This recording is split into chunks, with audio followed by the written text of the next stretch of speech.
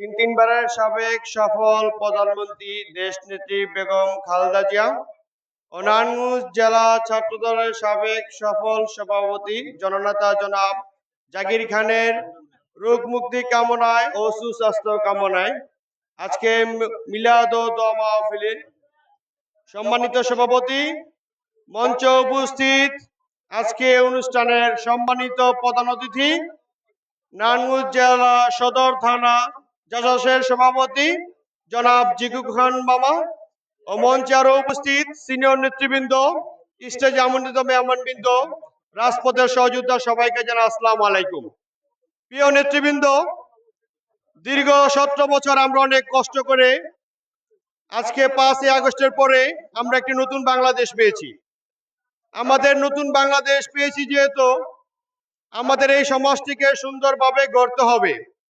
সুন্দরভাবে গড়তে হলে আমাদের এই সমাজ থেকে মাদক, সন্ত্রাস, চাঁদাবাজ এই থেকে বিরত থাকতে হবে। এবং আমাদের নেতা জাকির খান আপনাদের শুভেচ্ছা ও সালাম জানিয়েছেন। উনি অতি শীঘ্রই বের হয়ে আসবেন এবং আপনাদের পাড়া মহল্লায় মুরব্বী, ইয়ং জেনারেশন, যুব সমাজ, ছাত্র সমাজ, তরুণ সমাজ সবাইকে নিয়ে পাড়া মহল্লায় একটি মাদক বিরোধী কমিটি গঠন করবে। সেখান থেকে আমরা প্রত্যেকটা সমাজকে মাদক, সন্ত্রাস, চাঁদাবাজ মুক্ত করব।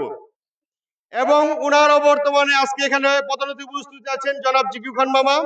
আপনাদের যে কোনো প্রয়োজনে আপনারা ওনাকে মেসেজ দিবেন, আপনাদের সব দিকে সহযোগিতা উনি আপনাদের পাশে থাকবেন।